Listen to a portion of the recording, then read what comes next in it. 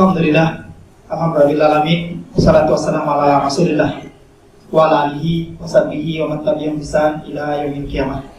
Puji dan syukur senantiasa kita aturkan kepada Allah Subhanahu wa taala atas segala fasilitas yang diberikan kepada kita, sehingga alhamdulillah kita ada di tempat ini guna memenuhi undangan kami pribadi untuk melaksanakan diseminasi budaya positif. Ini adalah salah satu tugas kami sebagai calon guru penggerak di angkatan ke-11 Kabupaten Pangkep kelas 98 BPIGP Sulawesi Selatan. Ini adalah salah satu aksi nyata yang kemudian kami buat, direkomendasikan, kemudian akan diupload. Ini ada di modul 1.4, di modul 1.4 budaya positif. Ada beberapa persyaratan yang harus kami penuhi sebelum kami melakukan diseminasi. Yang pertama, telah melakukan yang namanya segitiga restitusi dengan siswa. Kemudian sudah ada keyakinan kelas yang dibuat. Jadi sebentar kita akan coba sharing kepada Bapak Ibu Guru, teman-teman sekalian, seperti apa yang namanya keyakinan kelas. Kemudian segitiga restitusi ketika anak-anak kita ada kendala atau ada masalah di sekolah. Nah, ini sebenarnya menjadi tujuan utama daripada budaya positif ini, diseminasi budaya positif. Salam dan salam kita kirimkan kepada junjungan kita Nabi Muhammad SAW, kepada keluarga, sahabat, dan insyaallah sampai pada kita semua yang tetap istiqomah menjalankan perintah dan sunnah beliau sampai hari pembalasan. Bapak Ibu, teman-teman sekalian, izinkan perkenalkan, jadi saya Tamrin. Alhamdulillah, ini adalah aksi nyata kami yang kami buat, yaitu semacam diseminasi. Ini harus kami upload di web kementerian dengan durasi paling tidak antara 60 sampai 135 menit. Jadi saya mungkin meminta waktu Bapak Ibu kurang lebih 1 jam. Kita sebentar akan banyak mungkin sharing, berdiskusi. Kalau ada yang mau didiskusikan, ditanyakan, ini mungkin kita sama-sama belajar, kita sama-sama sharing dari materi-materi yang kemudian kami telah dapatkan. Jadi sekali lagi tujuannya bukan untuk menggurui, tetapi untuk sharing informasi.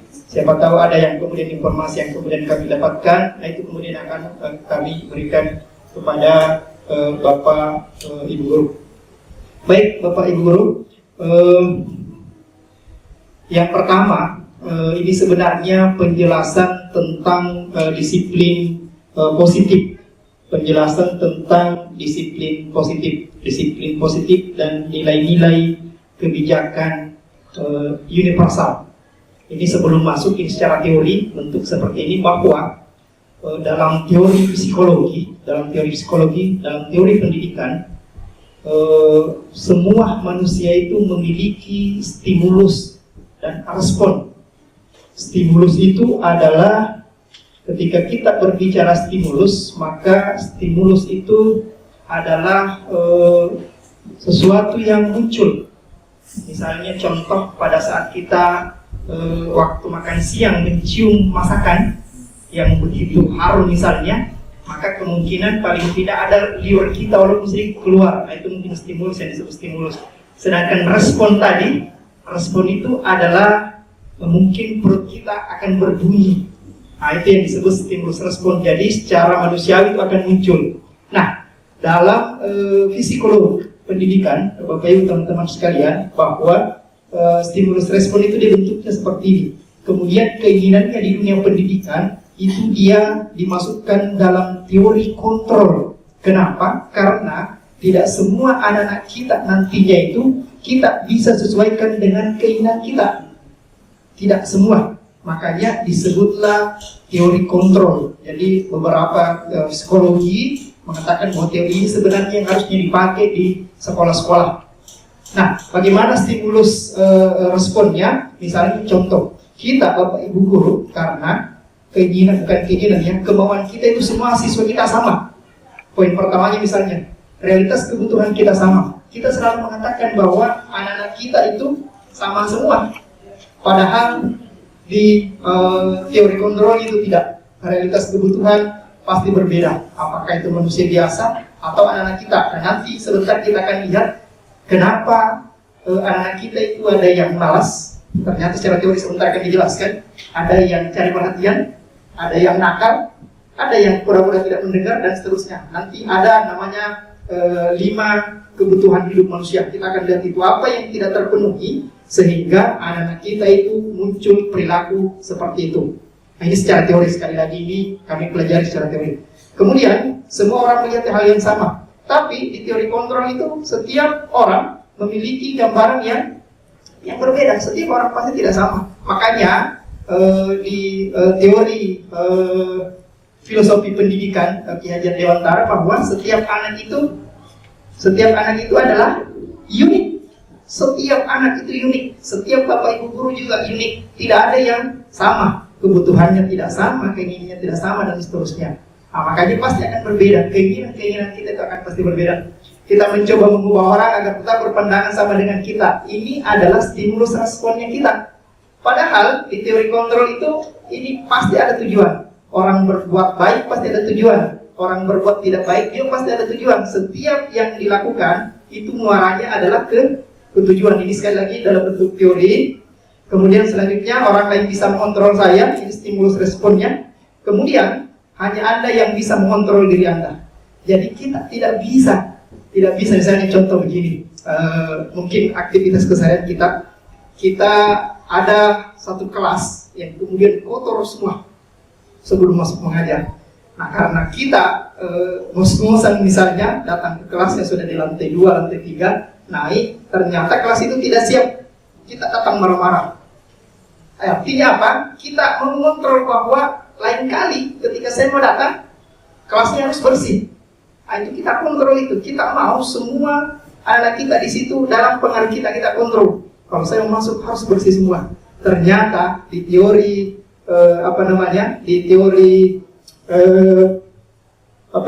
di teori psikologi perkembangan, Bapak Ibu, itu kemudian bukan ditidakkan ya, tetapi dinafikan. Ada 2 poin di situ. Ternyata itu yang selama ini kita lakukan. Kita tidak mencoba memunculkan motivasi dari dalam. Mungkin 2 kali seperti bentuknya anak-anak kita bersih, tapi yang ketiga kalinya, keempat kalinya, kelima kalinya itu akan bersih. Apalagi kalau bukan kita di kelas itu. Nah, itu tadi maksudnya. Kita bisa mengontrol lagi. Kemudian pemaksaan pada saat bujukan gagal. Pemaksaan ada pada saat bujukan gagal. Kolaborasi dan konsensus menciptakan pilihan-pilihan baru. Ya, ini adalah teori kontrolnya tadi dari beberapa tokoh atau ilmuwan. Selanjutnya, model berpikir menang dan kalah. Ini stimulus responnya. Kemudian di teori kontrolnya itu adalah model berpikir menang-menang. Jadi seperti itu bentuknya di teori kontrol. Nah, ini namanya teori choice, pilihan. Nah, itu tadi keinginannya. Di pendidikan ini yang kita arahkan. Jadi kita nafikan ini, walaupun ini sebenarnya manusiawi. Kita tadi mencium aroma masakan begitu menggugah. Nah, mungkin kita ingin makan begitu. Tadi stimulusnya, responnya kita datangi itu. Nah, padahal bukan seperti itu. Kita coba kontrol diri kita. Oh, ternyata saya lagi puasa misalnya. Itu maksudnya. Intinya dari situ bahwa di dalam pendidikan itu kita tidak mesti semua keinginan kita itu harus dijalankan oleh orang lain, apalagi murid kita. Makanya Ki Hajar Dewantara mengatakan bahwa peserta didik kita unik, dan tugasnya kita adalah membimbing, menuntun mereka supaya mereka bisa bahagia, menemukan kebahagiaannya baik secara individu maupun bermasyarakat. Itu sebenarnya sangat erat tujuannya dengan tujuan pendidikan kita. Tujuan pendidikan kita yang utama itu adalah menciptakan peserta didik yang berketuhanan yang Maha Esa, tahu Tuhannya, merdeka melaksanakan ajaran-ajarannya, dan seterusnya. Artinya ketika orang sudah melaksanakan itu, bisa jadi dia merasa puas, merasa bahagia, dan seterusnya. Itu sebenarnya menjadi keinginan. Baik Bapak Ibu, teman-teman sekalian. Nah, ini secara teori lagi. Di slide kedua ini kita masih berbicara teori, sebenarnya kita akan lihat praktiknya. Ini dari segi keilmuannya. Ada tokoh namanya Diana Gossen dalam bukunya Restriction School Discipline tahun 2001. Ini sebenarnya menjadi buku referensi untuk modul-modul selek di kurikulum Merdeka, apalagi di bidang pedagogiknya. Dia menyatakan bahwa arti dari kata disiplin berasal dari kata Latin disiplin, disiplina, yang artinya belajar. Kata disiplin juga berasal dari akar kata yang sama dengan disciple, atau murid, pengikut. Untuk menjadi seorang murid atau pengikut, seorang harus paham betul alasan mengapa mereka mengikuti suatu aliran atau ajaran tertentu, sehingga motivasi yang terbangun dalam motivasi intrinsik, bukan motivasi ekstrinsik. Jadi, disiplin sebenarnya itu adalah panggilan dari dalam. Dalam teori motivasi yang kemudian biasa kita dengar itu ada teori motivasi reward and punishment. Ketika anak-anak bagus, maka diberikan permen, diberikan sertifikat, diberikan amplop. Misalnya ketika Bapak Ibu datang pelatihan akan ada amplop. Itu adalah motivasi yang kedua. Di motivasi yang pertama, ketika misalnya hari ini kita diutus ke dinas pendidikan misalnya oleh Bapak Kepala Sekolah, Pak Tamrin, ada pekerjaan di dinas pendidikan, silahkan pergi. Maka akan ada 3 pilihan motivasi saya berangkat. Pilihan pertamanya itu adalah motivasi yang pertama karena saya takut melanggar perintah. Dan itu adalah motivasi yang paling rendah. Kemudian motivasi yang kedua adalah saya ke sana karena di sana ada SPPD. Ya, itu motivasi yang kedua, sedikit lebih. Ya, betul, itu adalah motivasi ekstrinsik. Nah, seperti itu tadi, ada rewards dan punishment. Kalau tidak pergi maka saya dimarahi. Itu ada di motivasi pertama. Nah, sebenarnya maunya kita seperti apa? Dan inilah yang kemudian dijadikan juga untuk anak-anak kita. Kita jadikan dia motivasi intrinsik, sehingga kata disiplin tadi itu muncul dalam dirinya. Itu ada di teori yang ketiga, yaitu memunculkan dalam diri kita bahwa itu memang adalah tugas saya, tanggung jawab saya, amanah saya. Ketika saya tidak lakukan, maka ada hal yang kemudian yang terjadi, apakah itu negatif terhadap diri saya atau diri orang lain. Nah, seperti itu. Jadi dalam teorinya ada 3, 2 tadi itu dia di ekstrinsik, satunya di intrinsik. Sama dengan kita, mohon maaf Bapak Ibu teman-teman sekalian, di kelas kita sebelum mengajar, ini sebenarnya aturannya kurikulum merdeka, mohon izin panas sudah lakukan. Sebelum mengajar itu akan ada yang namanya keyakinan kelas. Di atasnya keyakinan kelas itu ada undang-undang, ada aturan, ada tata tertib, ada peraturan kelas, kemudian turunlah keyakinan kelas. Ternyata setelah teorinya ini kami dapatkan, mohon maaf, itu dulu yang dikerja sebelum kita mengajar. Itu dulu. Kenapa itu dulu? Karena sepanjang perjalanan mengajar itu nanti akan kembali semua di situ. Akan kembali ke keyakinan kelas. Kenapa juga kemudian disebutkan keyakinan kelas, bukan peraturan kelas, atau bukan aturan kelas, atau bukan kesepakatan kelas? Ya, kenapa keyakinan? Ternyata kata keyakinan, mohon maaf, ada beberapa guru bahasa Indonesia, kata keyakinan konon kabarnya itu melekatnya dari dalam. Ketika kita seperti beragama dibanding peraturan. Kalau peraturan itu bahasanya dia ada beberapa yang kemudian dia tidak tercover. Dia tidak tercover di nilai-nilai kebajikan universal. Itu sehingga disebutlah dia yang disebut keyakinan kelas. Nanti kita akan coba lihat bentuk seperti apa. Baik Bapak Ibu teman-teman sekalian. Nah, ini ada beberapa makna disiplin positif. Ini menurut Ki Hajar Dewantara, yaitu belajar untuk kontrol diri agar dapat mencapai suatu tujuan mulia. Tujuan mulia di sini mengacu pada nilai-nilai atau prinsip-prinsip mulia yang dianut seseorang. Itu tadi makanya disebutnya keyakinan, ya.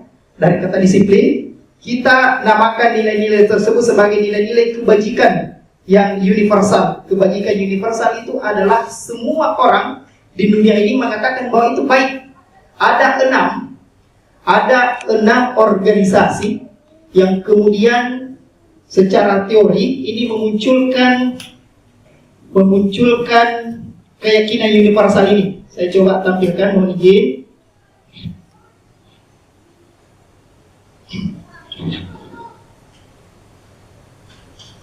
keyakinan,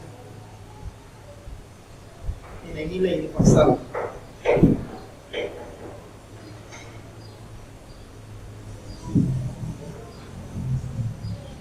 Nah, ini ya. Nah, ada enam organisasi atau institusi yang kemudian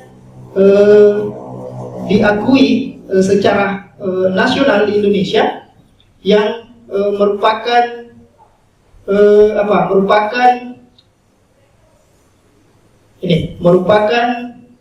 nilai-nilai kebajikan universal. Nah, apa itu? Yang pertama ini yang kita pahami semua. Ada 6 poin pada profil pelajar Pancasila, dan ini berlaku universal. Artinya poin-poin ini semua baik. Tidak ada di bagian masyarakat manapun yang mengatakan bahwa itu tidak baik. Nah, itu universal, diakui oleh semua orang. Itu poin pertama. Kemudian kedua, ada organisasi ini, saya tidak tahu persis apa kepanjangan ini, IBO, Primary Years Program, PYP. Ini sikap murid yang memiliki kebijakan kebajikan universal, toleransi, rasa hormat, integrasi mandiri, menghargai, antusias, empati, dan seterusnya.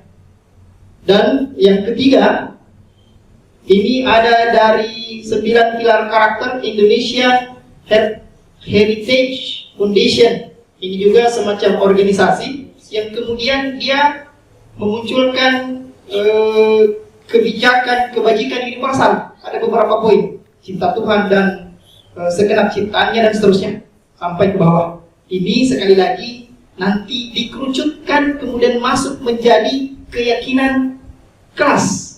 Makanya di keyakinan kelas itu dia bahasanya bahasa positif, bukan bahasa negatif. Iya, kalau di aturan itu biasa ada bahasa negatif. Dilarang buang sampah sembarang tempat. Itu sebenarnya adalah bahasa negatif. Bagaimana ya? Iya, bahasa negatif ya. Karena ada kata tidak.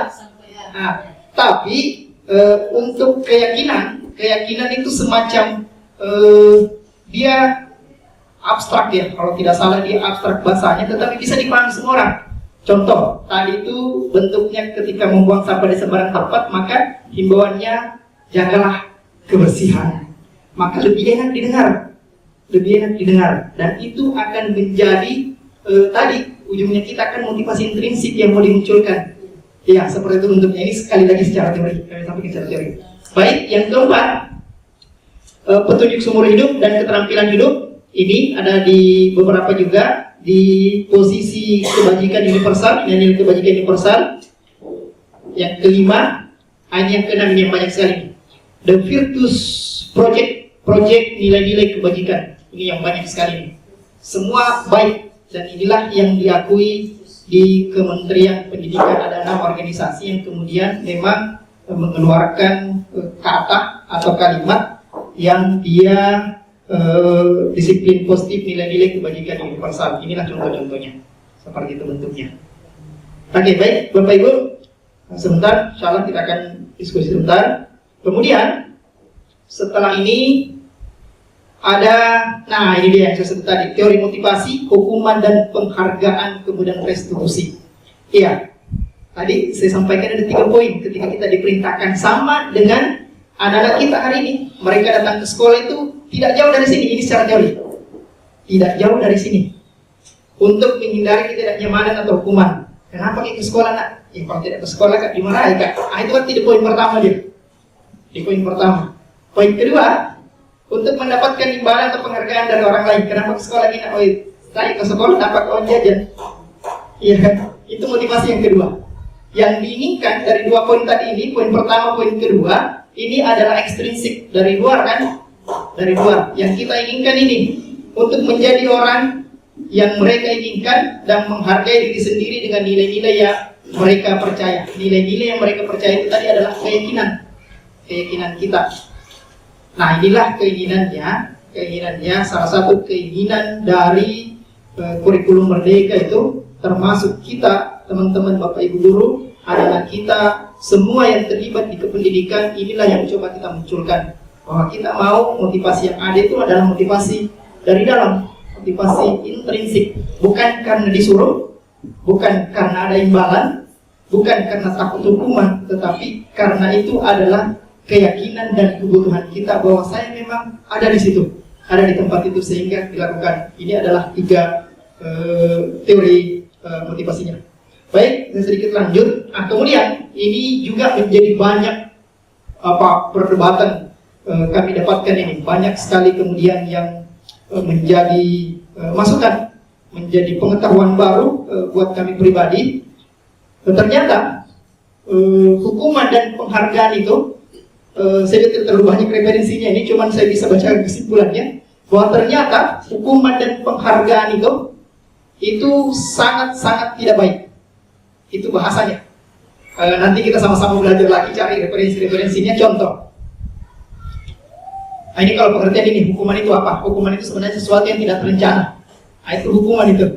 Nah, kemudian ada penghargaan dan seterusnya. Yang saya mau bilang seperti ini, ketika ada kasus, misalnya, mohon maaf ada pembina OSIS. Kalau ada anak kita terlambat,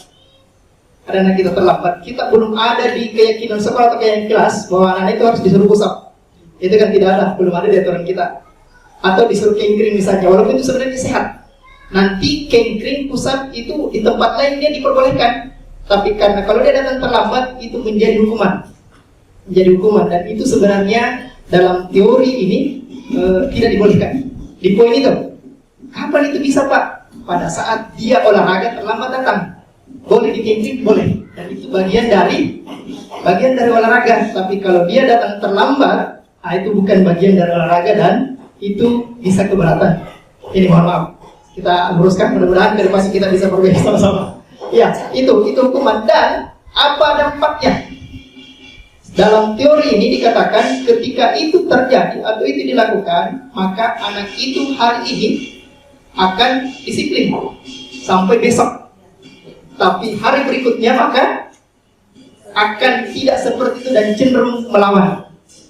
Apalagi kalau sudah bukan gurunya, sudah bukan Pak Nas, mohon maaf misalnya di situ, sudah bukan Pak Daniel, saya misalnya di situ, maka dia akan lebih parah dari yang sebelumnya.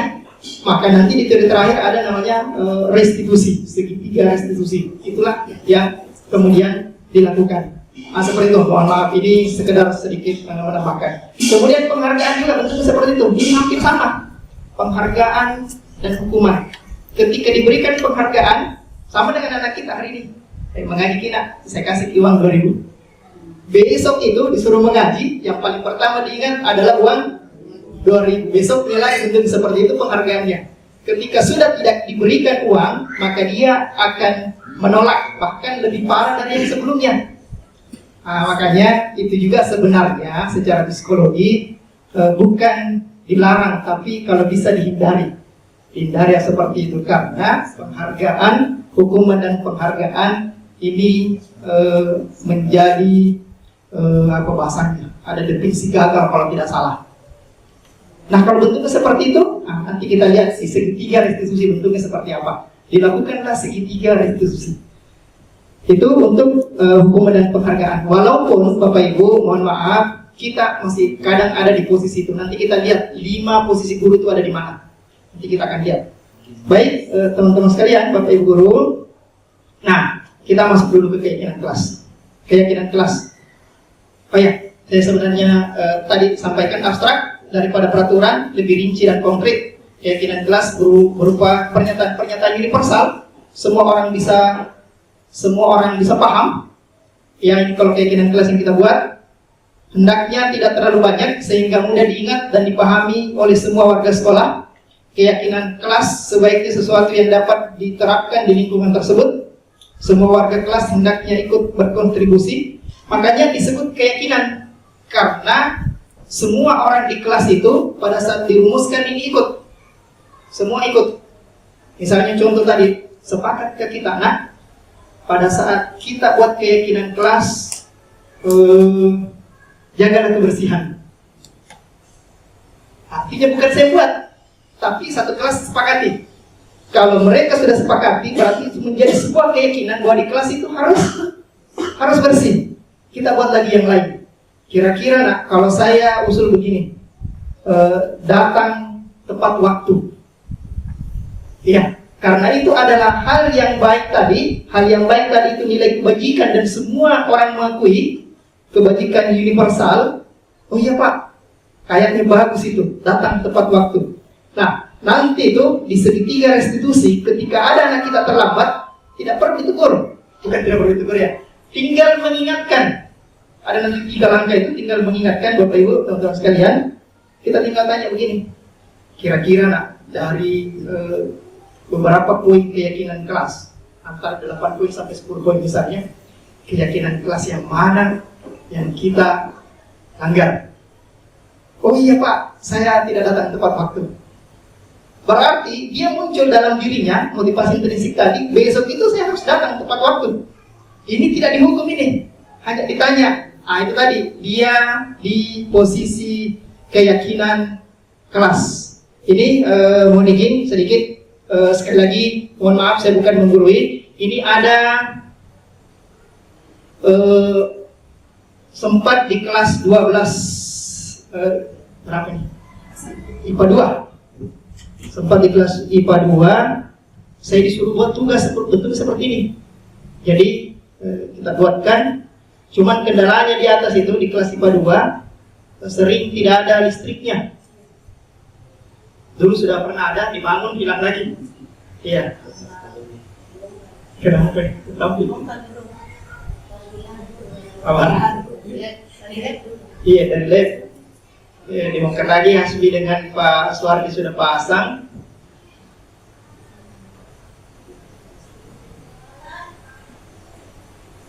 Kalau tidak bisa, saya coba di sini kayaknya. Kalau tidak, ada di sini.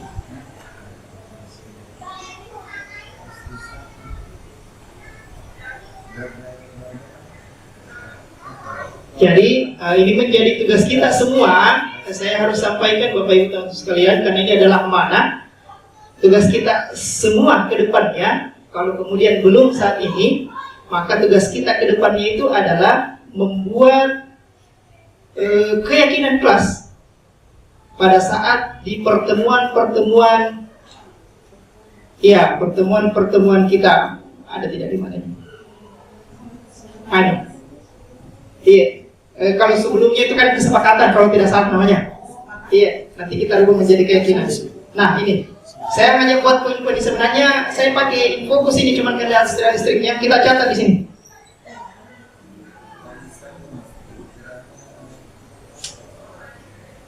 Nah, kita meminta input dari anak-anak kita. Coba yang ambil gambar ini anak-anak goyang terus. Nah, dia yang mereka yang sampaikan, Pak saya mau poin ini. Jadi ada 8 poin di atas itu kalau tidak salah. Mereka yang sampaikan, makanya tadi disebutnya keyakinan karena mereka sendiri yang sepakati, mereka sendiri dengan bahasa tadi, bahasa universal kita. Nah itu mereka yang sampaikan. Setuju tidak nak? Oh iya Pak, datang tepat waktu, menjaga kebersihan, bersikap sopan santun. Bersikap sopan santun itu banyak sekali di situ, tidak membuli temannya, tidak mengejek dan seterusnya. Nah, seperti itu. Ya. Kita tinggal memfasilitasi, jadi bukan kita yang buat aturan, tapi mereka. Nah itu keyakinannya. Oh dijik seperti itu panasnya? Ya. Ya. Jadi bentuknya seperti itu Bapak Ibu teman-teman sekalian. Bukan kita Bapak Ibu guru, tapi mereka. Makanya keyakinannya mereka muncul sehingga muncul nanti keyakinan kelas. Nah seperti bentuknya. Disuruh buat seperti ini. Baik, Bapak Ibu, saya coba lanjut dulu. Sebentar kita akan diskusikan. Keyakinan kelas ini bersedia meninjau kembali. Dalam satu semester itu misalnya suatu saat ada yang mau direvisi, misalnya karena sudah bersih di situ kita hilangkan saja bersih. Misalnya ditambah dengan poin yang lain. Misalnya ini bisa direvisi dalam kondisi tertentu. Baik, Bapak Ibu, teman-teman sekalian. Nah, kita ke poin ini. Poin ini juga sebenarnya bagusnya juga ada teman-teman dari BP. Iya. Oke, baik. Nah ini secara ya, silakan.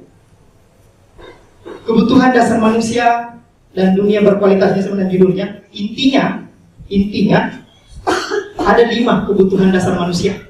ketika salah satu dari 5 kebutuhan dasar manusia ini tidak terpenuhi, itulah yang menjadi anak-anak kita nakal, ya, tidak mendengar, cenderung negatif dan seterusnya. Ini ada 5: bertahan hidup, penguasaan, ada kasih sayang dan rasa yang diterima, ada kebebasan dan ada kesenangan.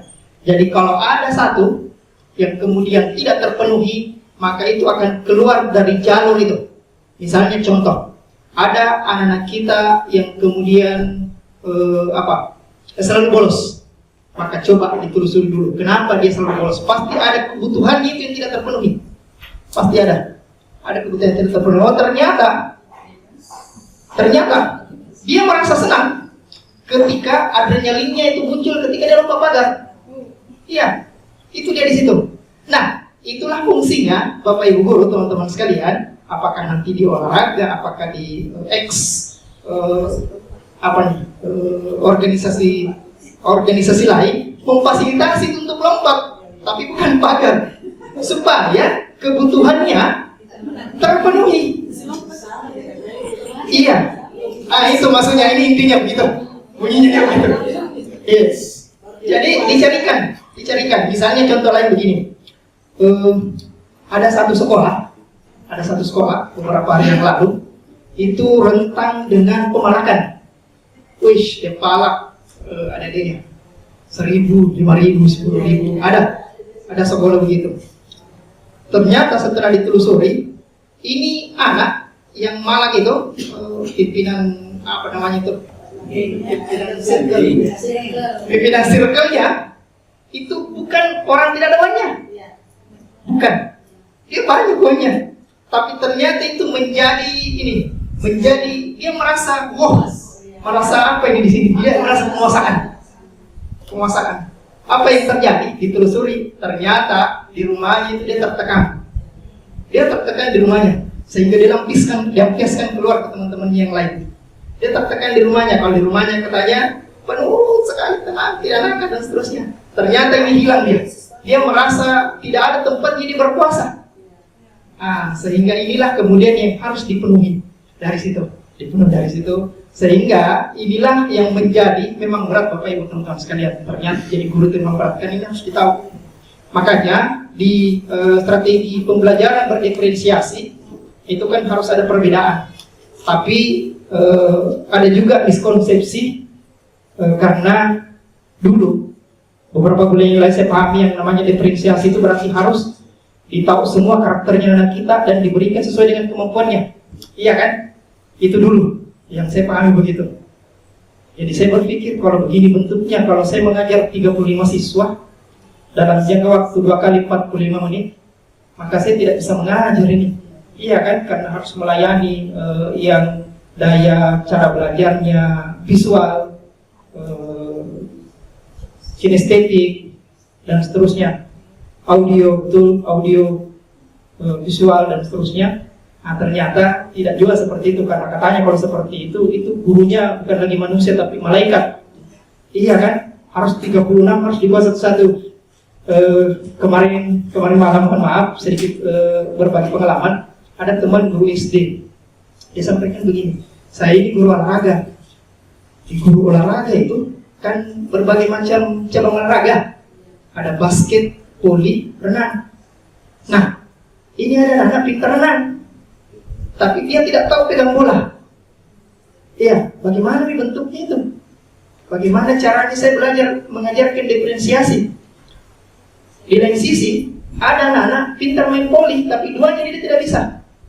Di lain sisi kita harus berdiferensiasi. Artinya apa? Harus bahasanya? Guru itu harus melayani semuanya. Harus melayani semua. Nah, kalau di kurikulum Merdeka itu kan hampir semua strategi itu kan dibuatkan kelompok kan? Itu model dan metode pembelajaran harus dibuatkan kelompok. Ternyata solusinya dia begini. Pembuatan kelompok itu ada 2 bentuk. Yang pertama bisa heterogen. Heterogen itu yang bercampur ya. Boleh heterogen, ada yang bisa, ada yang setengah bisa, ada yang tidak bisa. Berarti nanti di tempat itu kita cuma berikan treatment tidak semua, tapi mungkin yang kita ajar yang bisa-bisa saja dulu. Cara passing bola seperti ini, ajarkan temanmu. Maka satu kelompok ini beberapa orang sudah tidak kita ajar lagi, artinya dia teman sejawat di tempat itu.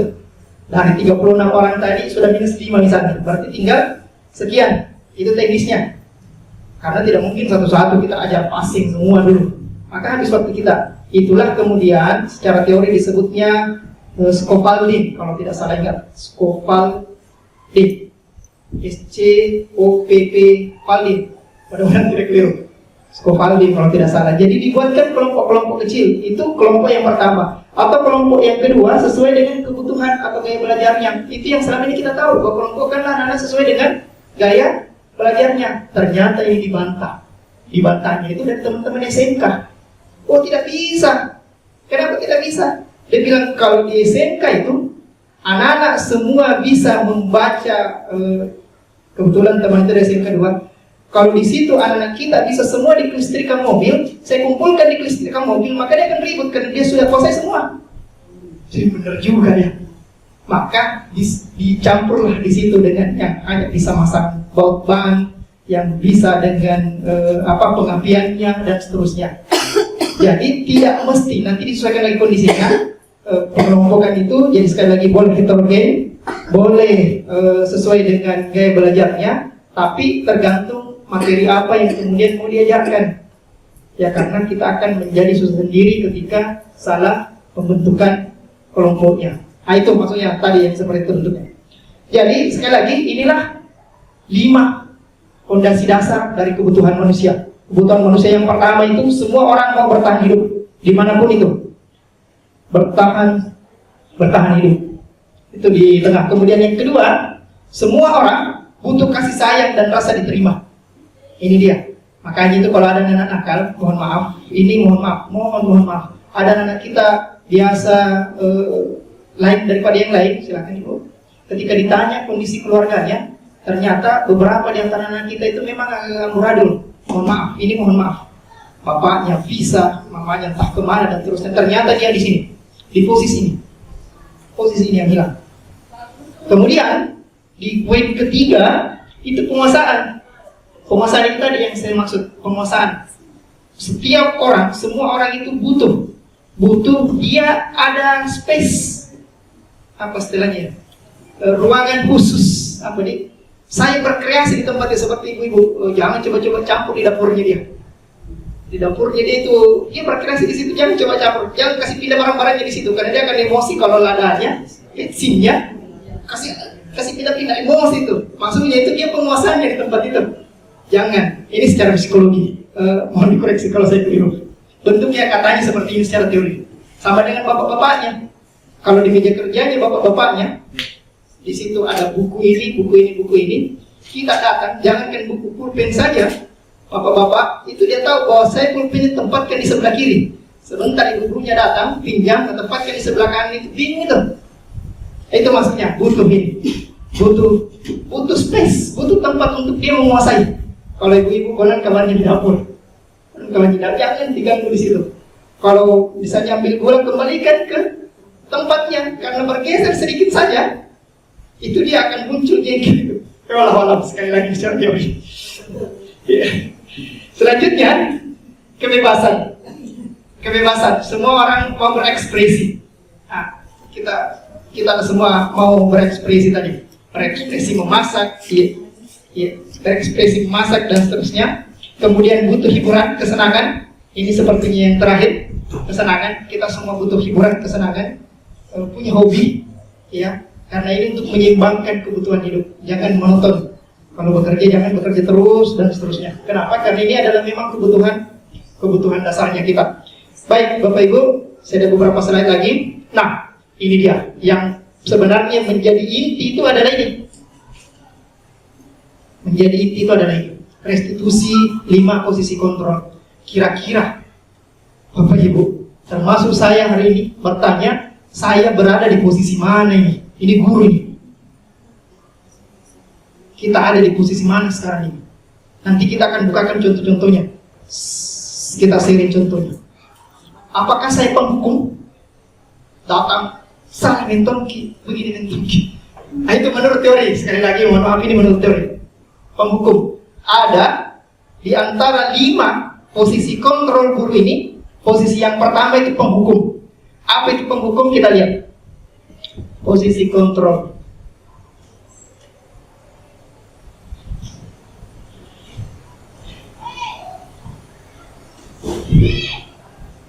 Posisi kontrol nanti kita refleksi diri kita sendiri, kita berada pada posisi apa. Ini sekali lagi bukan pribadi saya yang katakan ini dari materi yang ada. Nah, 5 posisi kontrol yang pertama, Bapak Ibu teman-teman sekalian, ini. Seorang penghukum bisa menggunakan hukuman fisik maupun verbal. Orang yang memerlukan sistem atau alat yang dapat lebih menekan murid-muridnya, lebih lagi apa itu? Lebih lagi guru yang menerapkan posisi penghukum akan berkata, ini identifikasi saja dari kalimatnya. Apakah kita pernah mengungkapkan kalimat seperti ini? Ini. Ini. Patuhi aturan saya atau awas, maksudnya dan sejenisnya. Itu penghukum itu. Iya. Awas. Kalau nilaimu tidak masuk, maka saya akan berikan nilai yang lebih bagus.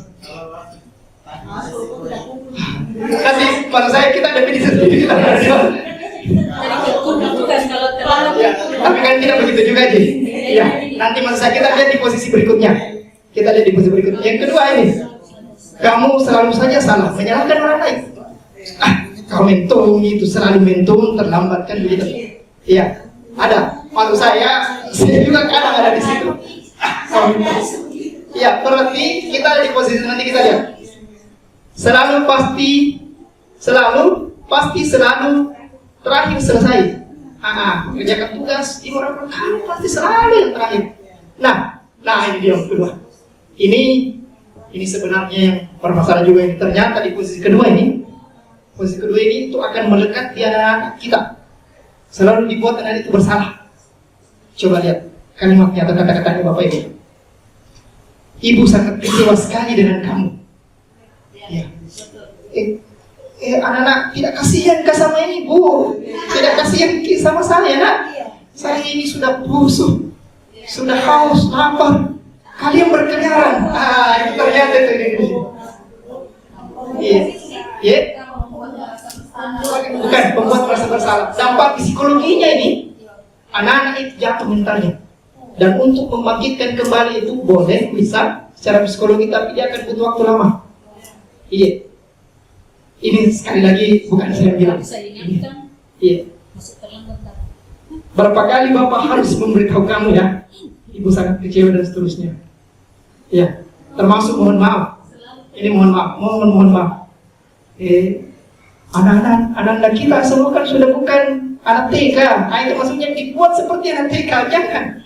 Iya. Itu di segitiga restitusi tidak boleh sebenarnya seperti itu. Mohon maaf. Ini mohon maaf. Saya harus sampaikan. Karena menjadi beban saya ini harus menyampaikan, karena dibebankan, diamanahkan untuk disimulasikan ke kita. Nah, bagaimana sebentar, nanti kita lihat sebentar. Ada solusinya diberikan. Nah, ada posisi yang selanjutnya, ada posisi teman. Ini biasanya kita ada di tempat itu. Kalau SMA, SMP itu biasa di tempat itu. Kita tepuk pundaknya. Biasanya sih seperti itu. Guru pada posisi ini tidak hanya menyakiti murid, tidak. Karena kalau muridnya malah melawan, pasti nakal lagi. Makanya itu ada di posisi ini. Namun akan tetap berupaya mengontrol murid melalui persuasi. Dilus-lus kepalanya misalnya, ya. Asal jangan yang berlahir Indonesia.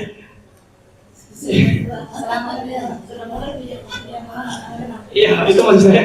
Nanti dilarikan ke tempat lain lagi kan lebih bahaya lagi. Itu dia. Iya. Nah, kemudian apa kalimatnya Bapak Ibu teman-teman sekalian? Apa kalimatnya? Ini. Ayo bantulah. Demi Bapak ya. Ayo nak, bantu. Kalau tadi yang membuat rasa bersalah, tidak kasihanlah sama saya, tidak kasihan sama saya. Kalau ini ayo bantu. Itu berarti bahasa pertemanan. Kita ada di menjadi temannya. Ayo ingat tidak bantuan Bapak selama ini? Itu maksudnya kita sebagai temannya membantu dia. Di posisi itu. Di posisi teman. Ya sudah, kali ini tidak apa-apa, nanti Ibu bantu bereskan. Artinya ketika Nana buat salah, tidak apa-apa, nanti kita bereskan sama-sama. Artinya kita menganggap bahwa anak kita itu adalah sebagai teman. Itu di posisi yang ketiga ya. Posisi yang keempat. Belum. Bukan. Iya. Iya, belum.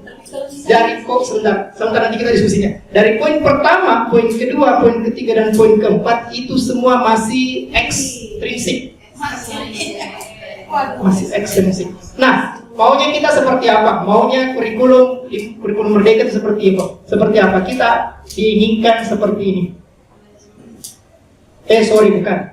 Pemantau masih. Ini juga SMK ini. Berikan tugas pantau.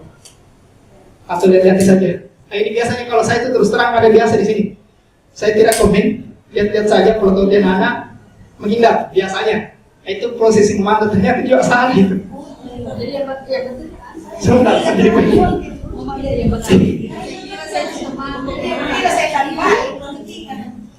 Biasanya begitu, kita non verbal lah biasanya. Non apa itu? Tidak berkata-kata. Iya. Di prototip lihat saja. Itu di pantai itu. Awas ini. Ini dia. Ini. Apa kata-katanya? Peraturannya apa? Apa yang telah kamu lakukan? Kenapa bisa keluar berjuta? Itu ternyata pemantau. Artinya tidak dicubit, tidak diapa, hanya dibentuk-bentuk itu. Kenapa sepatu warna putih? Saya biasa lakukan itu di depan situ. Kenapa sepatu warna putih? Nanti datang bapak ibu guru yang lain itu baru langsung masuk ke sana. Catat namanya. Itu biasanya begitu. Ini juga ternyata menjadi kekurangan. Nah, ini masih ekstrinsik. Kita maunya seperti apa? Ini dia sebenarnya berat sekali. Ini kita mau jadi seperti ini. Kita diinginkan guru itu seperti bentuknya ini. Adalah posisi di mana guru berbuat sesuatu bersama dengan murid, mempersilahkan murid mempertanggungjawabkan perilakunya. Mempertanggungjawabkan perilakunya. Contoh, anak-anak datang pakai sepatu putih, jangan disuruh lepas sepatunya, karena dia tidak pakai sepatu itu disuruh lepas. Tapi pertanggungjawabkan. Ada dua kemungkinan yang diambil. Yang pertama, sekarang telepon orang di rumah suruh antarkan sepatu putih hitam. Yang kedua, pulang ambil, saya tunggu, tapi dengan dikti waktu 10 menit. Iya, artinya apa? Ini dia akan bertanggung jawab. Besoknya itu dia pasti pakai sepatu hitam itu. Kalau hari ini disuruh buka sepatunya, tidak pakai sepatu seharian di sekolah misalnya, maka itu akan berbekas. Dan konon kabarnya, wallahu a'lam dan tidaknya, ketika kita sudah buat kesalahan, satu kesalahan terhadap anak kita, itu seumur hidup akan diingat. Iya, seumur hidup. Wallahu a'lam. Katanya seperti itu. Sama dengan ini, mohon maaf, ketika anak-anak pernah kekurangan nilai, kemudian memberikan kita teh misalnya gelas, kemudian nilainya langsung berubah, ternyata itu seumur hidup itu akan dicerita dan akan berbekas. Ini secara psikologi, bukan saya yang bilang, sekali lagi. Iya. Ya, tapi kan bukan kita. Mohon maaf. Baik, Bapak Ibu, ini yang diinginkan. Dibuat mereka bertanggung jawab terhadap perilakunya, mendukung murid agar dapat menemukan solusi atas permasalahan sendiri. Pak, tidak ada orang di rumah untuk saya telepon. Tidak bisa Kak pulang, Pak. Nah, sekarang saya bertanya, kira-kira apa yang bisa dilakukan sehingga sepatu tak warna hitam? Oh Pak, ternyata ada temanku sepatunya tinggal kemarin di dalam dan dia pakai sepatu hitam hari ini. Oh ya, silahkan pinjam. Selesai persoalan tanpa ada dendam. Itu yang diinginkan di manajer. Seperti itu bentuknya. Ini yang diinginkan. Cuman memang harus bertahap. Ini menurut fasilitator kami ini memang berat, Bapak Ibu sekalian. Berat ini, karena harus dimakan hati. Mungkin marah, tidak boleh, iya kan? Tidak marah, menjadi. Seperti itu bentuknya. Ini yang diinginkan. Jadi dari 5 posisi ini, paling tidak harapannya kurikulum Merdeka kita tidak berada di posisi 1, 2, dan 3. Iya, atau paling tidak 3-nya itu paling teman, pemantau dan manajer, itu paling puncak manajer. Yang jelas bukan di posisi pondasinya, yaitu penghukum dan pembuat rasa bersalah. Iya, pembuat rasa bersalah. Oke, baik. Sedikit lagi Bapak Ibu, teman-teman sekalian.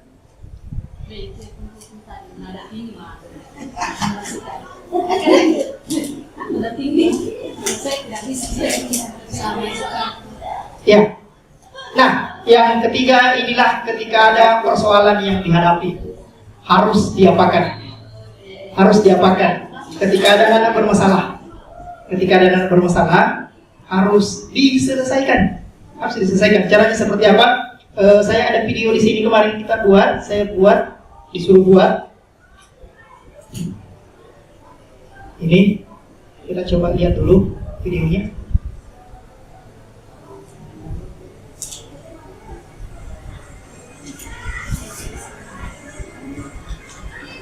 Absennya diisi supaya dibuatkan sertifikat, diisikan juga teman-teman.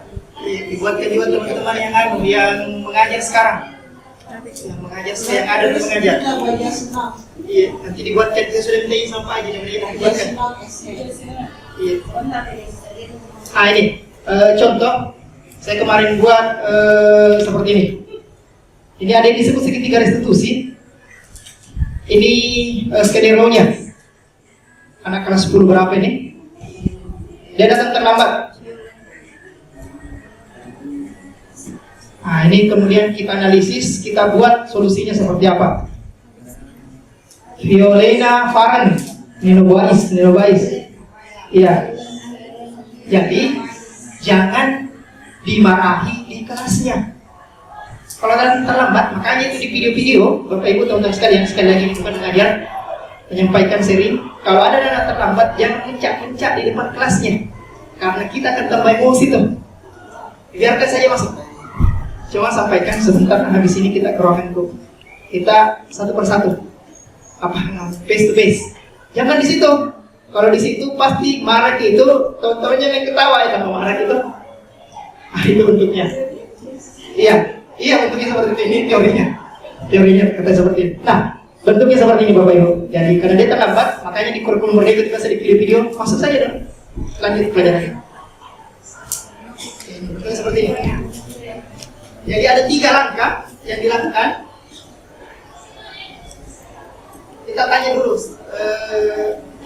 Anda tahu saya panggil ke sini kenapa? Nah, itu untuk mengetahui atau menstabilkan dulu identitasnya.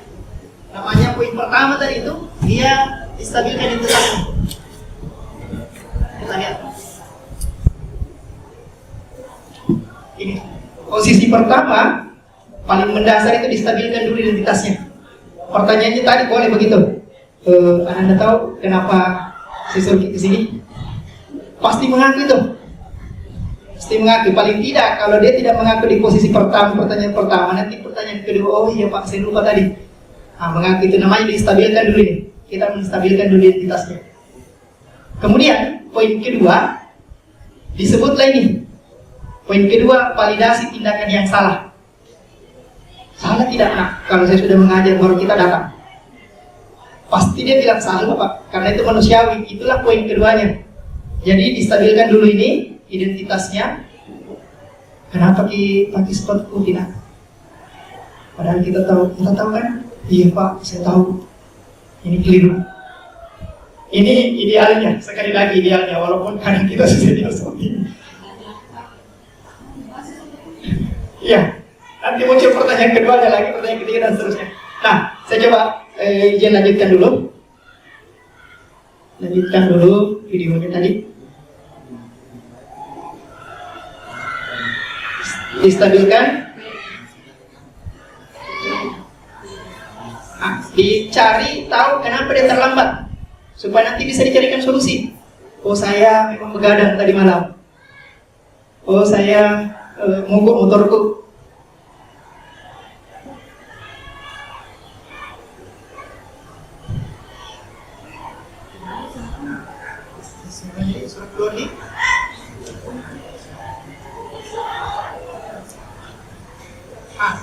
Semua orang pernah terlambat, itu manusiawi.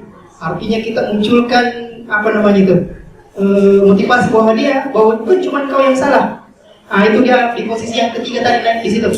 Semua orang pernah salah, saya juga pernah salah. Nah, sampai terakhir ditanyakan di posisi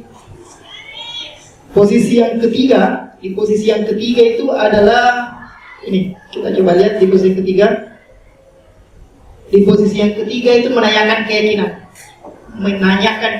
Tadi kan datang tepat waktu itu adalah salah satu poin di keyakinan kelas. Ditanya saja, keyakinan yang mana yang kita langgar itu nak? Kalau tidak datang tepat waktu Pak, harusnya saya datang tepat waktu. Artinya Bapak Ibu Guru, teman-teman sekalian, kita tidak menghukum siswa, tapi dia merasa bahwa memang dia keliru dan patut diberikan. Patut dia berikan kita hukum. Dia sebenarnya hukum dirinya sendiri tuh, sehingga suatu saat dia tidak akan melakukan itu. Tidak akan melakukan itu. Oh iya, saya melakukan ini karena saya sendiri, bukan karena faktor orang lain. Tidak mau keluar surat, tidak bisa surat lagi.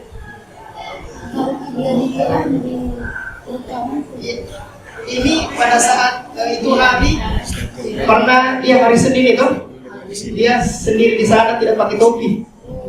Nah, di situ saya panggil. Kita berikan treatment seperti ini. Apa alasan tanya? Alasannya ini nih, menanyakan keyakinan. Alasannya ini, dia kan terlambat. Kenapa kita terlambat? Ya, Pak, saya begadang tadi malam. Yang kedua, PT saya terlambat datang menjemput. Nah, jadi kita kasih paling tidak ada yang diberikan. Kalau begitu lain kali begadang itu boleh, scroll medsos itu boleh, tapi ada waktunya. Mungkin nanti malam Sabtu atau malam Ahad kalau nanti begadang supaya tidak terlambat. Nah, itu maksudnya ada solusi yang diberikan dari kesalahan yang dilakukan. Bukan langsung dimana-mana, tidak boleh. Bukan, boleh, tapi di tempat yang lain. Karena dia alasan keduanya itu terlambat karena PT-PT-nya terlambat menjemput. Jadi sampaikan tidak bisa dikonfirmasi atau dihubungi sebelumnya, bisa Pak. Kalau begitu hubungi memang sebelumnya. Oke, itu bentuknya. Iya, dan seterusnya. Ini adalah bentuk dari segitiga restitusi namanya. Dari segitiga restitusi itu, yang pertama tadi Bapak Ibu, ini yang terakhir. Sebelum kita diskusi, kalau ada yang mau diskusikan. Ini menstabilkan, ditanya tadi itu jenisnya, kesalahannya, ya, atau bentuknya begini. Saya coba tampilkan sedikit lagi sedikit. Saya coba satu lagi, Bapak Ibu. Ini segitiga restitusi. Ada kalimat-kalimat yang dimasukkan di situ. Nah, ini poin pertama, menstabilkan identitas. Ini beberapa poin yang bisa kita masukkan di situ. Berbuat salah itu tidak apa-apa. Berbuat salah itu tidak apa-apa. Itu menstabilkan supaya anak stabil, tidak merasa salah terus, supaya nanti bisa dicarikan solusi. Tidak ada manusia yang sempurna. Distabilkan dulu, distabilkan. Jadi dibuat dia merasa bahwa ada orang lain sebenarnya yang keliru seperti saya, dan itu yang perlu diperbaiki. Nanti dia akan mengaku salah itu. Nah, kemudian yang kedua, ini validasi tindakan yang salah. Padahal kamu bisa melakukan yang lebih buruk dari ini ya. Maksudnya seandainya kau bukan orang baik, kau bisa melakukan yang jauh lebih jahat daripada itu. Nah, itu di poin kedua itu. Di poin kedua ini, validasi tindakan yang salah. Itu sebenarnya salah, tapi kau masih lebih baik dibanding orang yang jauh lebih salah. Nah, itu maksudnya. Supaya dia merasa, oh saya sebenarnya orang baik ini. Yang kedua, kamu pasti punya alasan mengapa melakukan hal itu. Pasti ada alasan tanah, kenapa terlambat gitu. Muncul itu, dia digali ceritanya. Kamu patut berbangga pada dirimu sendiri karena kamu telah menerima sesuatu yang penting bagimu. Kamu boleh mempertahankan sikap itu, tapi kamu harus menambahkan sikap yang baru. Nah, yang ketiga, ini sisi yang ketiga, menanyakan keyakinan. Bayangan kita tentang kelas yang ideal. Kamu mau jadi orang seperti apa? Apa kita percaya sebagai kelas, satu keluarga? Apa nilai-nilai umum yang kita telah sepakati? Ini tadi keyakinan kelas. Maka itu anak-anak pasti akan, oh iya Pak, ada. Ini secara teori sekali lagi secara teori bentuknya seperti ini, Bapak Ibu. Baik, itu yang terakhir, Bapak Ibu, teman-teman sekalian. Ternyata memang sudah selesai. Jadi banyak sekali pengetahuan tambahan yang kemudian secara pribadi ini saya dapatkan secara pedagogik karena terus terang saya terutama pribadi itu menjadi guru, memang ilmu pedagogik yang kita punya sedikit tertinggal. Ya, kita sudah belajar ilmu pedagogik itu sekitar 10-20 tahun yang lalu. Ternyata perkembangan ilmu pengetahuan, perkembangan kepribadian, psikologi, perkembangan dan seterusnya itu tumbuh juga berkembang, sehingga memang kita harus mengupgrade kemampuan kita. Makanya Bapak Ibu, teman-teman sekalian yang punya kesempatan nanti, bukan cuma di guru penggerak, tapi banyak yang lain yang kemudian bisa kita ikuti untuk menambah kemampuan, mengupgrade pengetahuan kita, apalagi tentang yang pedagogik. Karena ini tadi kan semua ini adalah ilmu-ilmu pedagogik, bagaimana kita berhadapan dengan anak kita, bagaimana mengajar, bukan cuma cerdas misalnya di profesional kita, tetapi di pedagogik, kepribadian, dengan di sosial kita. Saya kira itu Bapak Ibu, teman-teman sekalian. Kalau ada yang coba mau didiskusikan, nanti kita coba diskusikan, kita beri waktu. Pun kalau tidak, nanti kita boleh diskusi di tempat yang lain. Baik, silakan Bapak Ibu sebelum kita tutup. Silakan. Sambil mengisi absen. Silakan. Ini ada masalah manusia aman. Memang dari manusia aman itu boleh dikatakan dalam setiap minggu, dan itu pun lebih banyak tidak ada daripada hari. Kemarin saya sudah mulai diskusi. Saya kira itu hanya ternyata dengan baik orang yang tidak. Jadi si aman itu tanya terus tidak mau jawab sampai dia tidak mendapatkan ini. Jadi hanya saya temukan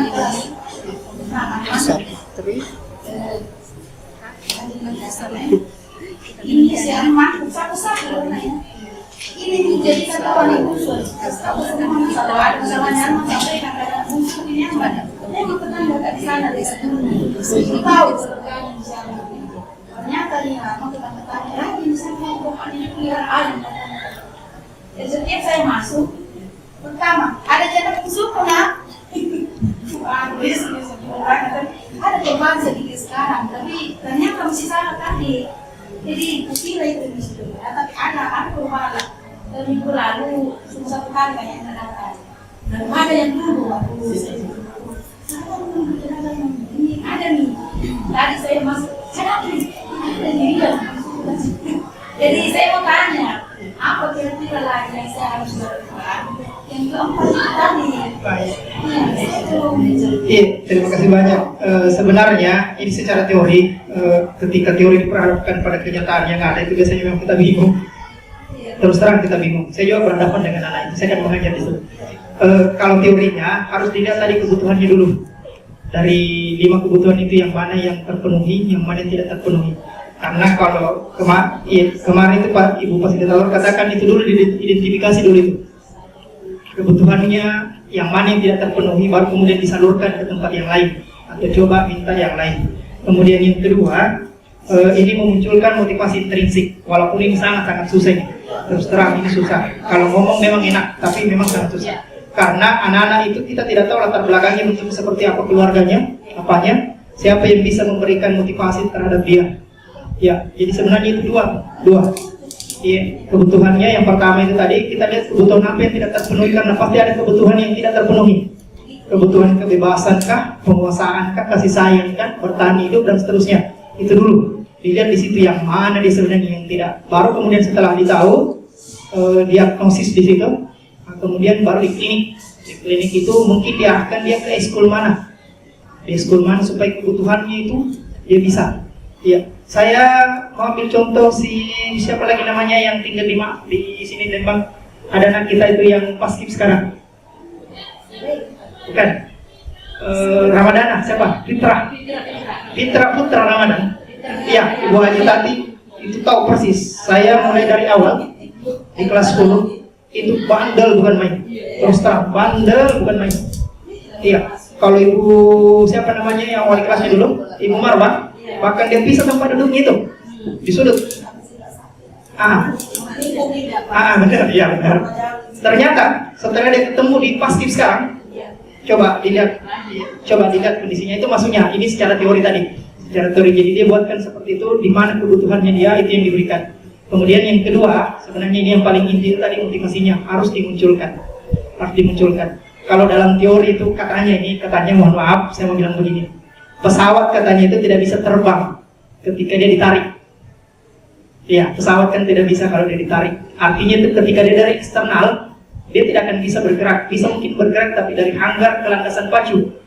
Tapi ketika dia menyala dari dalam, bukan cuma bergerak, dia bisa terbang. Nah itu maksudnya, itu motivasi intrinsik namanya. Motivasi dari dalam, itu yang dibangun. Ketika itu yang terbangun, maka tidak ada lagi yang bisa menghalanginya. Dan ada satu sekolah itu di Jogja, saya lupa apa namanya, SD. Dari kelas 1 sampai kelas 4 itu tidak belajar mata pelajaran, hanya diajar antri, hanya diajar ucap salam, dan seterusnya. Sampai kemudian di kelas 4 itu membutuhkan matematika, membutuhkan bahasa Indonesia, maka gurunya akan kewalahan mengejar pertanyaannya mereka. Nah, artinya dibuat dulu apa yang menjadi kebutuhannya dulu mereka. Iya, ditutupi dulu semua kebutuhannya, diajar hanya disiplin, cuci tangan, dan seterusnya. Saya lupa apa nama sekolahnya. Nah ini juga saya dapat dari internet, katanya seperti itu cara pembelajarannya. Ya wallahualam bagaimana bentuk secara teknisnya. Artinya yang kita mau dulu tadi, kebutuhannya, apa masalahnya, apa kebutuhan yang tidak terpenuhi. Kemudian yang kedua, nanti coba dimunculkan apa yang bisa memicu. Karena begini, orang bisa muncul motivasinya itu karena orang lain. Misalnya contoh, anak pertama saya itu, misalnya contoh ini, dia tidak mendengar sama saya, misalnya. Maka dicarilah orang yang dia bisa dengar, maka pasti ada orang yang dia bisa dengar itu. Iya, nah itu yang memberikan motivasi adalah orang yang bisa didengar. Dan kita ini Bapak Ibu Guru itu terus terang, banyak anak-anak kita itu lebih percaya ke kita dibanding kepada orang tuanya. Iya, makanya ketika ada kondisinya kita coba tanyakan ke Bapak Ibu Guru yang lain, anak saya seperti apa bentuknya, sampaikan ke gurunya.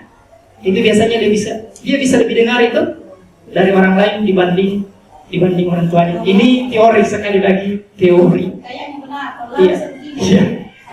Mungkin masih jadi seperti itu, Wajib. Mungkin masih ada satu lagi, ya, silakan. Jadi saya begini, saya masuk di mana tadi itu saya. Mungkin kan sudah saya masuk kelas, biasanya dia kotor di kelas itu. Lalu saya bertanya, siapa yang bertugas ini? Saat ini dia masih bertunjuk-tunjuk saja, supaya saling, tidak ada yang bertanya. Jadi saya sedang coba ambilkan, saya ambil sapu, kain. Jadi saya mengepel, baru semua berdiri. Coba, pusing. Jadi pertanyaan saya di mana itu saya berada? Ada di posisi mana? Penghukum apa? Membuat rasa bersalah saya ini. Karena anak yang kotor itu kan merasa bersalah sehingga dia bantu Diki. Masalahnya saya masuk, coba siapa yang bertugas ini? Tidak ada yang bergerak. Jadi kita saya ambil jadi saya baru berdiri sehingga mereka merasa bersalah kan? Ya, ada di posisi ini. Itu kan masih ekstrinsik ini masih tidak boleh, tapi dengan cara itu dia langsung ini bergerak. Betul. Cuma dampaknya sama dengan menghukum itu, ketika kita menghukum, kalau bukan kita maka itu dia melakukan. Kemudian nanti itu menjadi pemberontak, dia akan melawan itu. Ketika dia lihat kita, maka yang teringat itu dia takutnya pada saat itu. Iya. Mau datang begitu. Ini teorinya begitu Wajib, teorinya. Makanya dia menginginkan kita di sini. Kalau di posisi manajer itu, ibaratkan dia bos, bukan pemerintah. Tapi ayo kita sama-sama menarik misalnya. Kita sama-sama menarik.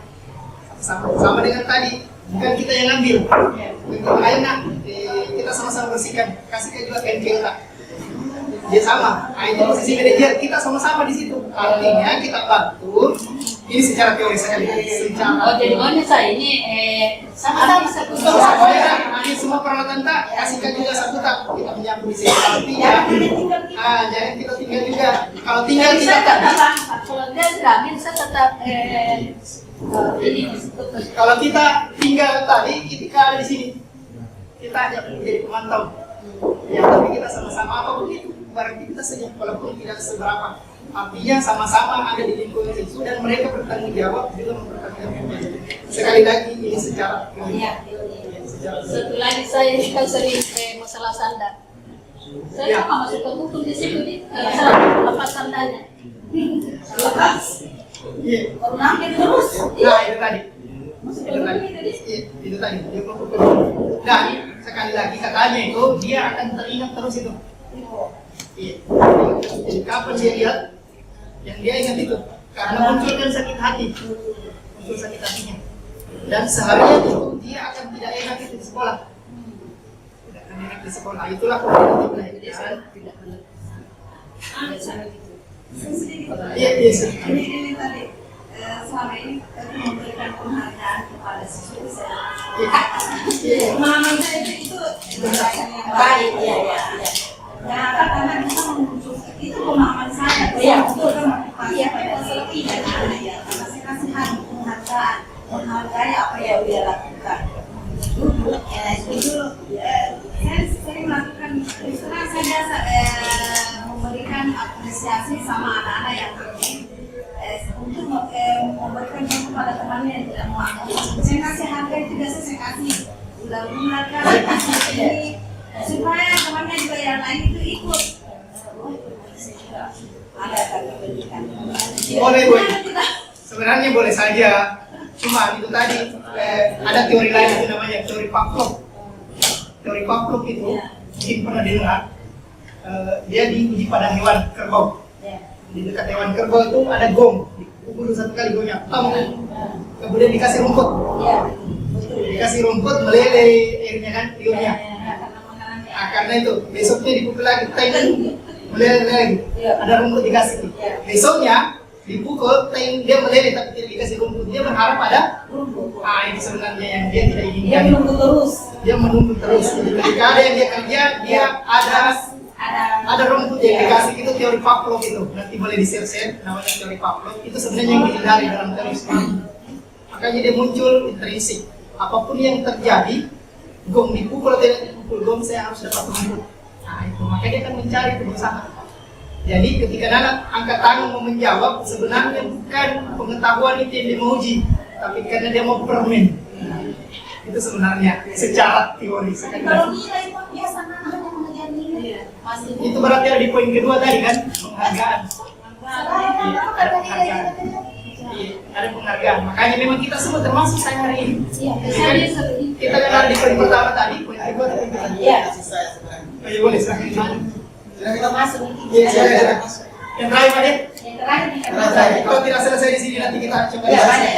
Begini, saya juga pernah atau termasuk apa? Tapi setelah itu siswa berubah.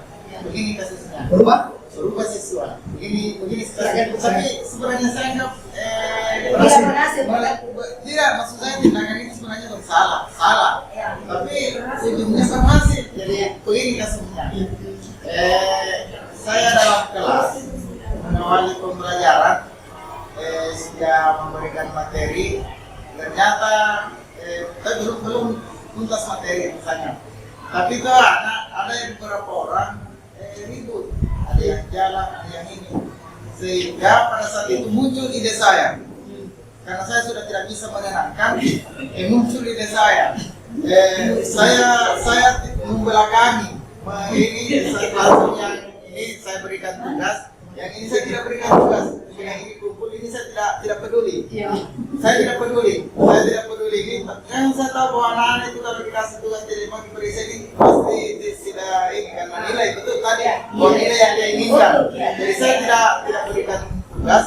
Yang ini saya layani. Bahkan saya tidak perhatikan. Ya, di situ barangkali kesalahan saya. Tetapi pertemuan berikutnya dia bagus, dia tobat. artinya tidak ada lagi yang mau ribut. Kalau saya masuk dia tenang mendengarkan apa yang saya sampaikan. Jadi poin saya seperti apa itu? Ya, artinya apakah saya termasuk penghukum membuat rasa bersalah? Tapi akhirnya bagus. Iya. Bagus. Akhirnya sebenarnya ada di beberapa poin. Yang pertama tadi itu ada di poin pembuat rasa bersalah. Iya, ada di kemudian poin pemantau. Pada saat kita cuekin itu kita pantau sebenarnya itu Pak. Pada saat kita belakangi itu kita pantau dia bekerja tidak ya. Ada di posisi itu. Dan ternyata dari dua poin itu merasa dia bersalah. Dan sebenarnya yang tidak diinginkan itu ketika dia dibuat rasa bersalah itu minder. Itu mindernya. Tapi kalau dia berusaha muncul keinginan dari dalam dirinya itu sebenarnya diinginkan Pak, motivasi intrinsik namanya tadi.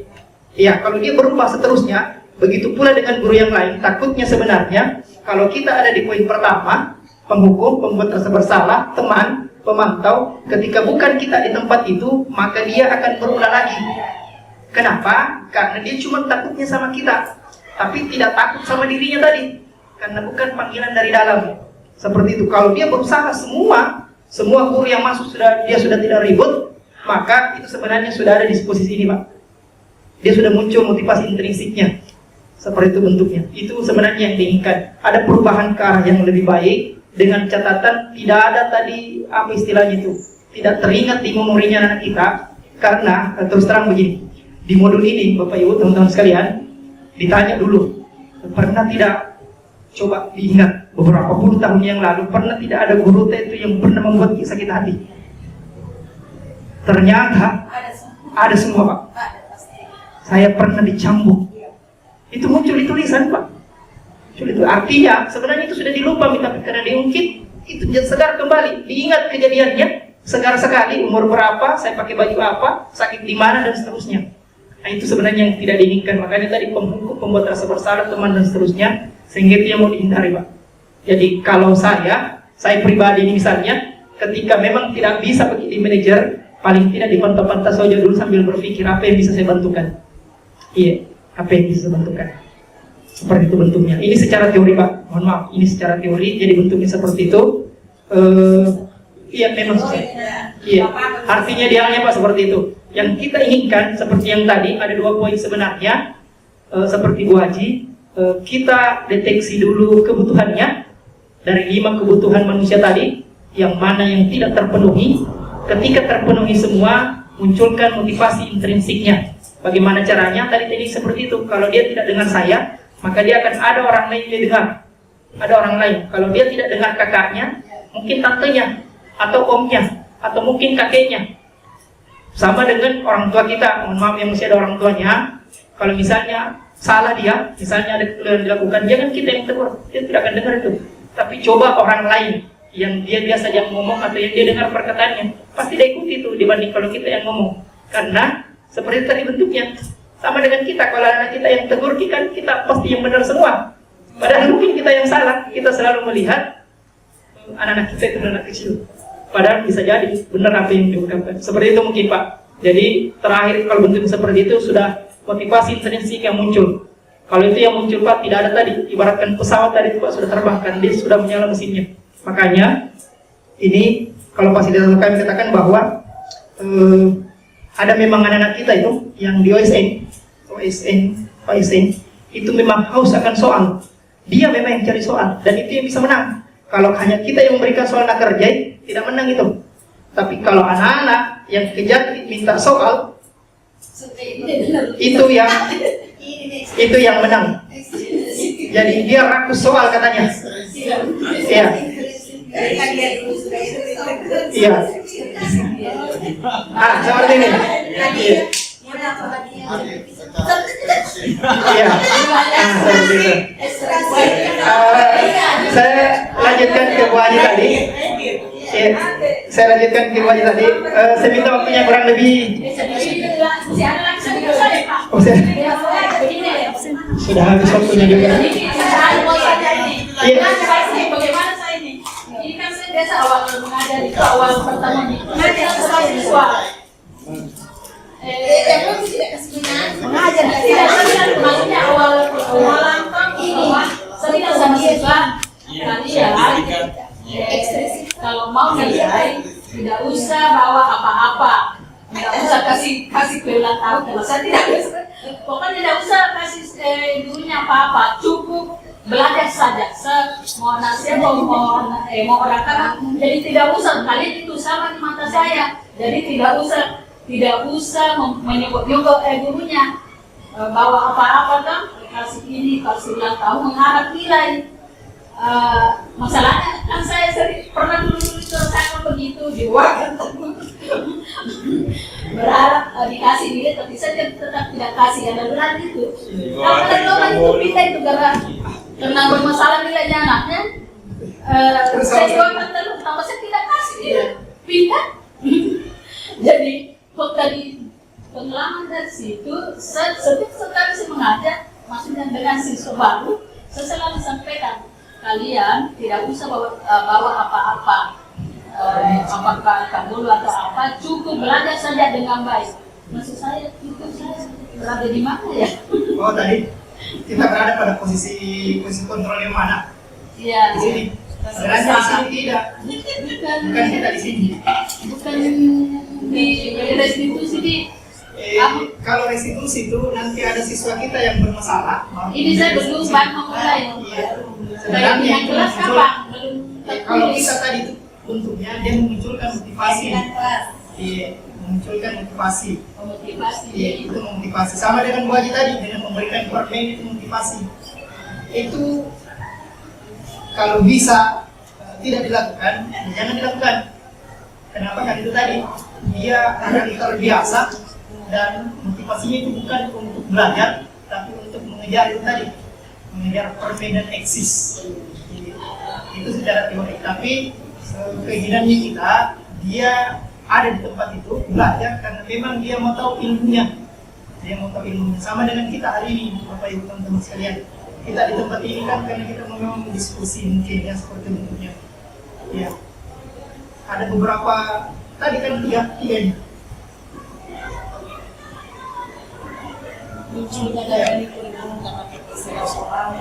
Nah, ya. Dan itu untuk memperbaiki itu, ya, memperbaiki itu tadi tinggal ini. Hukuman dan penghargaan. Saya kira itu Bapak Ibu, terima kasih banyak penghargaan sebesar-besarnya atas waktu yang diberikan. Coba yang silakan ya, kira-kira Oh iya boleh silakan. ada tadi yang dari Pak. Tadi yang tiga, kita yang dari silakan. Iya. berjalan tahu yang ada tadi. Tidak apa-apa ya, tidak apa-apa silakan. Itu kan diskusi Iya. ini. Kalau salah baru. Iya. Kapan itu waktunya dilakukan itu?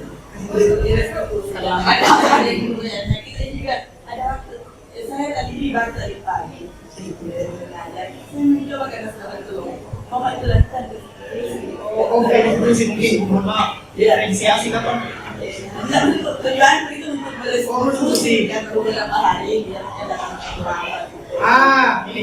ya begitu jadi kan kapan dilaksanakan jadi karena kalau di dalam kelas itu kita kan bicara di dalam kelas iya jadi kapan itu dilakukan kalau hujan di luar di mungkin kan berikutnya dan itu maksudnya apa dilakukan anak-anak juga yang dipanggil anak-anak yang dipanggil ada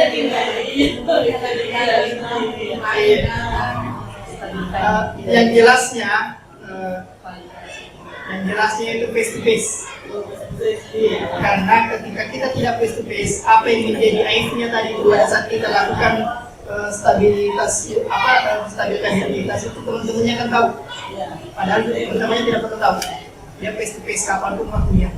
Apakah dalam istirahat atau pulang sekolah? Iya. Kemudian bukan cuma ini, harus lengkap ketiga-tiganya. Ya harus lengkap. Menstabilkan. Dia mengaku bahwa memang salah nak. Atau di posisi ini sebenarnya kesalahan itu tidak seberapa nih. Sini. Artinya dia merasa bahwa saya salah, tapi ada orang yang lebih salah dibanding saya. Nah itu di sini. Tidak sebenarnya saya kenapa tadi ada orang yang bolos. Nah di sini. Nah di posisi ini menanyakan keinginan kita tanya, tapi yang kita lakukan itu kita tahu iya, salah. Nah, karena kita tahu salah, kira-kira akan kita lakukan sehingga kedepannya tidak dilakukan seperti itu. Nah, itulah munculkan solusi. Dan ini miskonsensinya, tidak semua persoalan siswa itu bisa diselesaikan dengan segitiga restitusi. Ini hanya persoalan-persoalan yang sepele, terlambat, buang sampah. Tapi kalau sudah pembelian berkelahi dan seterusnya, itu harus aturan sekolah, bukan lagi keyakinan kelas, tapi dia harus aturan sekolah. Karena kalau semua ini mau dipaksakan di sini, ini ada bebannya. Dia tidak bisa semua ini. Jadi kalau misalnya pelanggaran berat, ya jangan jadi institusi. Tidak perlu dicari, dia berkelahi, tidak perlu cari solusinya, kasih keluar saja misalnya, atau kasih pindah saja. Oh baik. Iya, narkoba dan seterusnya. Itu maksud saya itu. Seperti itu. Jadi jangan di depan orang. Sama dengan kita kalau dimarahi. Hebat pagi aja. Di depan saya. Panggil saya. Itu sebenarnya masalah benar-benar sudah tidak usah dilakukan ke wali kelas. Kita sendiri. Dan kelas. jangan dulu, kita dulu. Nah, ini kan berjenjang. Berjenjang kan? Saya karena kelas itu saya yang punya, maka saya dulu. Iya. Saya dulu yang selesaikan. Tidak bisa diselesaikan, dikasih ke mana wali kelas, BK, kasih ke siswaan, ke kurikulum, ke mana, ke sekolah kayak gitu. Tidak mesti kan langsung apa lah. Dia seperti ini kalau saya. Iya. Berubah sebuah karakter pemberat. Iya. Kemudian yang persoalan dari segi tiga restitusi ini, kalau seumpamanya segi tiga restitusi ini kita lakukan kemudian yakin dengan itu, pada saat melakukan itu mereka paham. Tapi kan ketika dia tinggalkan tempat itu kan banyak faktor yang bisa mempengaruhi. Apakah faktor teman-temannya atau faktor lingkungan? Apakah nanti harus direstitusi ulang? Atau sampai kapan batas ini dilakukan? Jadi ini sekali lagi bahwa ini tadi miskonsepsinya, restitusi itu tidak semua persoalan restitusi. Hanya persoalan-persoalan sepele, terlambat datang, buang sampah, tidak sopan santun misalnya. Dalam hal yang kecil, kalau tidak sopan santun dalam hal yang besar tidak. Iya. Nah, itu restitusi artinya persoalan-persoalan yang bisa selesai di situ. Persoalan yang bisa ada solusinya, misalnya terlambat. Kira-kira apa yang bisa dilakukan besok supaya tidak terlambat? Nah, itu restitusi. Dia muncul kalau begitu Pak, saya tidak main game malam hari. Nah, itu solusinya. Tapi kalau selama ini sudah sekian pekan bolos, ya itu bukan lagi restitusi. Tapi dia tadi kemotivasinya, dia tiga itu tadi mana itu, dia posisi mana itu, datang ke sekolah karena apa? Kemudian diurus lagi ke belakang, apa kebutuhan yang tidak terpenuhi sehingga dia melakukan itu, karena dasarnya manusia berbuat kan ini tadi. Dasarnya manusia itu berbuat ini. Ini dasarnya manusia berbuat. Ini dasarnya, jadi kalau ada salah satunya dari sini yang tidak terpenuhi itu pasti belok ya. Pasti belok. Kalau dia butuh kasih sayang, dia tidak merasakan di keluarganya ke di mana, maka dia akan cari keluar itu. Inilah yang difasilitasi di sekolah. Fasilitasi bertahan hidup itu apa ya? Semua alamiah dasar manusia ini. Iya, bertahan hidup. Seleksi alam. Kasih sayang, bisa diterima, kebebasan tadi, kesenangan dan seterusnya. Ini yang paling pertama ini, makanya di teori ini yang paling pertama yang dipelajari. Apa kebutuhan dasarnya manusia yang terpenuhi dan tidak terpenuhi. Kalau tidak terpenuhi berarti dia akan berbuat. Makanya tadi itu segala sesuatu yang dilakukan, baik, buruk, pasti ada tujuan. Pasti ada tujuannya. Dia berbaik-baik, pasti ada tujuan. Karena tidak ada orang berbuat sesuatu tanpa tujuan. Seperti itu bentuknya. Ini sekali lagi secara umum. Jadi yang paling penting sebenarnya, bukan paling penting ya, sebenarnya penting. Yang paling sebenarnya untuk diketahui bersama ini posisinya kita sekarang di sini. Jadi kita menuju ke manajer ya. Jadi saya masih di nomor urut 2. Biasanya sekali lagi tadi sampaikan kalau SMP juga sebenarnya bisa kemana, karena itu mengerti kemana. Kalau di posisi SD, SMP dan sederajat itu mungkin dia biasa anak-anak takut sama gurunya itu. Takut apa? Takut dihukum, seterusnya kamar mandi. Itu dianggap gurunya itu singa, tapi nanti itu dia akan bergeser itu Setelah mereka SMP secara teori, ya kan bahwa apa yang dilakukan guru SD saya senang, ternyata benar loh. Artinya mereka takut bukan karena dihukum, cuma dikasih tahu saja takut begitu menghukum. Nah, lain halnya kalau kita tidak kasih tahu langsung menghukum tadi itu kan tanpa ada apa-apa, langsung dicubit. Tidak ada yang mencubit itu, tidak langsung mencubit itu menghukum itu tanpa ada keterangan perantara pengantar dan seterusnya. Kan datang, nah itu menghukum itu. Ya, saya kira itu. Tapi jangan hukum apa? Diskusi jangan hukum. Tidak boleh mencubit saya. Baik, saya kira itu Bapak Ibu. Ini tidak berakhir di sini, insya Allah. Banyak teman-teman saya nanti di belakang ini akan diseminasi seperti ini. Insya Allah kita akan lebih banyak pengetahuan-pengetahuan tambahan yang bisa dapatkan. Terima kasih sekali lagi penghargaan setinggi-tingginya kepada Bapak Ibu guru yang telah bersedia mendengarkan ceramah kami hari ini sesuai dengan ilmu yang kami dapatkan. Sharing ke Bapak Ibu, sekali lagi bukan untuk mengguru tetapi sharing.